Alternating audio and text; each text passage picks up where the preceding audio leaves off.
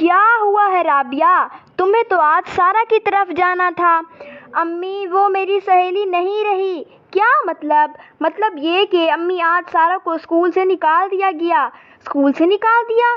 تم تو بہت تعریف کرتے تھے اس کی کہ وہ بہت اچھی استانی ہے، پھر ایسا کیا ہو گیا؟ امی استانی تو وہ بہت اچھی تھی، مگر اسلامیات پڑھانے کی آڑ میں وہ اپنے مذہب کی ترویج کر رہی تھی۔ اپنے مذہب؟ جی وہ قادیانی تھی۔ آج اس کی کلاس میں اچانک ہیڈ ماسٹر صاحب جا پہنچے اور انہوں نے بچوں سے چند سوالات پوچھے۔ بچوں نے ان کے جو جوابات دیے اس سے سب واضح ہو گیا۔ ان اللہ! پھر سارا نے کیا کہا؟ امی اس نے بہت کوشش کی جھوٹ بولنے کی، لیکن جب اسے قسم دے کر آخری نبی کے بارے میں پوچھا گیا تو اس نے مرزا قادیانی ملعون کا نام لیا۔ اللہ تعالیٰ نے بر وقت معصوم بچوں کو بچا لیا۔ جی الحمدللہ۔ دراصل اور لوگوں کو بھی شک تھا، مگر سارا کی ظاہری حالت اور اعمال شعائر اسلام کے مطابق تھے۔